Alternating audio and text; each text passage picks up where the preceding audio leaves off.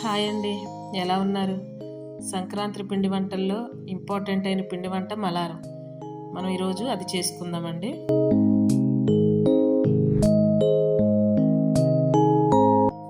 ముందుగా 5 గ్లాసులు వరిపిండి జల్లించుకుందామండి. సాయమైన పిండి 1 గ్లాస్ అండి. పొయ్యి మీద గిన్నె పెట్టుకుని 2 గ్లాసులు వాటర్ వేసుకుని కొంచెం ఉప్పు బాగా బాయిల్ అవ్వాలండి, నేను వీడియోలో చూపిస్తున్న విధంగా. తర్వాత అవి కొంచెం కొంచెంగా పిండిలో పోసుకుని కలుపుకోవాలి, మొత్తం ఒక్కసారి పోసుకోవద్దండి. అలానే పిండిని కూడా జోరుగా కలుపుకోవద్దు, కొంచెం కొంచెంగా అలా కలుపుకుంటూ ఉంచి చూపించిన విధంగా కలుపుకోండి. మొత్తం వాటర్ అంతా ఒక్కసారి వేయద్దు.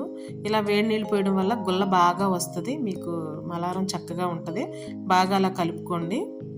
యాజ్డీస్గా నేను ఎలా చూపిస్తున్నాను అలా కలుపుకుని, అదిగోండి పిండి అంతా కూడా తడి పొడిగా కలుపుకుని అలా పక్కకు పెట్టుకోవాలండి. పెట్టుకుని ఒక 5 నిమిషాలు మీరు పక్కన పెట్టేసేయండి, ఓకేనా? ఒక 5 నిమిషాలు అలా ఆ వేడికి ఉక్కనివ్వండి పిండిని. అప్పుడు మలారం టేస్ట్ వస్తుంది. స్టవ్ వెలిగించుకుని మూకుడు పెట్టుకుని డీప్ ఫ్రైకి సరిపడేంత ఆయిల్ పోసుకోవాలండి. ఇందాక కాచిన నీళ్ళల్లోనే ఇంకొక గ్లాస్ చన్నీళ్ళు పోసుకుని అవి పిండిని కొంచెం కొంచెంగా రెండేసి ముద్దలుగా కలుపుకుని మనం జంతిక గిద్దల్లో పెట్టుకుని జంతికల్లాగా వేసుకుందామండి.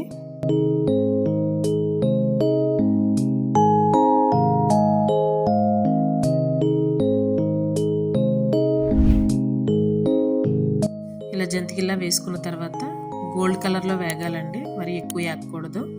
మొత్తం అన్నీ కూడా మనం పిండి అంతా కూడా అలాగే వేపుకుందాం.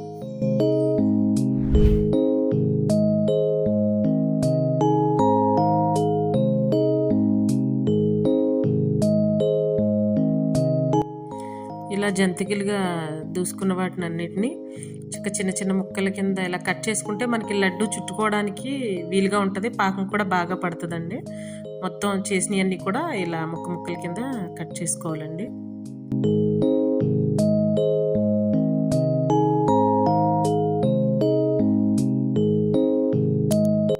ఈ అయిన పోసుకి నాకు 800 గ్రాముల బెల్లం పట్టిందండి. 800 గ్రాముల బెల్లం చిన్న ముక్కల కింద కొట్టుకుని గిన్నెలో వేసి నీళ్ళు పోసి కరిగించాను. ఖచ్చితంగా మాండ్యా కుంది అయితే బాగుంటుందండి. మాండ్యా అంటే ఇలా మెత్తగా ఉంటుంది, మీరు టెస్ట్ చేసి తెచ్చుకోవచ్చు షాప్ నుంచి. కరిగించి ఒకసారి ఫిల్టర్ చేసుకుందాం.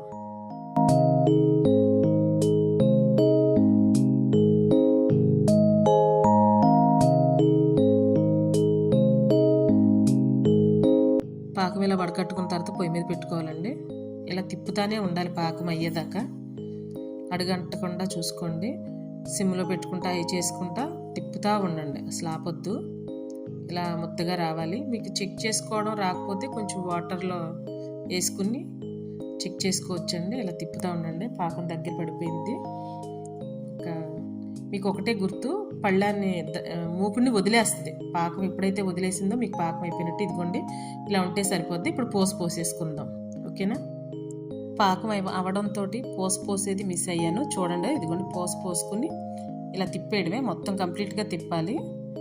తిప్పుతూనే ఉండాలి, కానీ వెంటనే చుట్టేసుకోవాలండి, ఎక్కువ ఆలస్యం చేయొద్దు. ఒకవేళ మీ చేతులకి వేడి అని అనిపిస్తే మీరు ఏం చేస్తారంటే పక్కన గిన్నెతో నీళ్ళు పెట్టుకోండి, కానీ నీళ్ళల్లో ముంచుకుని వెంటనే క్లాత్తో తుడిచేసుకోండి. అంతే తప్పించి డైరెక్ట్గా మీరు నీళ్ళ చేయని మాత్రం పాకంలో పెట్టొద్దు, గుర్తుపెట్టుకోండి. పాకం అయితే చాలా పర్ఫెక్ట్గా వచ్చింది. ఇంకా మనం ఉండలు చుట్టుకుందాం. అదిగోండి వాటర్లో ముంచుకుని క్లాత్తో తుడుచుకుని మీరు ఉండలు చుట్టుకోండి. ఇత్తడి పళ్ళెంలో వేసుకోండి ఖచ్చితంగా పాకం. ఇత్తడి పళ్ళెంలో అయితే తొందరగా మీకు చల్లారదు, ఉండలు కూడా చేసుకోవడానికి మీకు వీలుగా ఉంటుంది. స్టీల్ పళ్ళెంలో అయితే అడుగున అంటుకుపోతుంది, మీకు ఇబ్బంది అవుతుంది. అలా చేసుకోండి. ఒకవేళ చేతులు కాలినట్టు అనిపిస్తే అదిగోండి నీళ్ళలో ముంచుకుని ఇలా క్లాత్తో తుడుచుకోండి, మళ్ళీ వెంటనే అలా చుట్టేసుకోండి. మొత్తం అన్నీ కూడా ఇలా చేసేసుకోండి.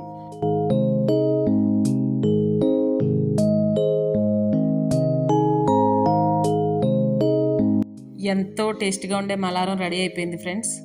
మీ ఇంట్లో ట్రై చేయండి ఈ సంక్రాంతికి. ఎలా వచ్చిందో చేసుకుని టేస్ట్ చూసి నాకు చెప్పండి, కామెంట్లో పెట్టండి. కానీ ఈ మలారం ఎంతమందికి తెలుసో కూడా నాకు కామెంట్ చేయండి. Okay, thank you friends. నా వీడియో కనుక నచ్చినట్టయితే లైక్ చేయండి, షేర్ చేయండి, సబ్స్క్రైబ్ చేయండి. Okay, thank you.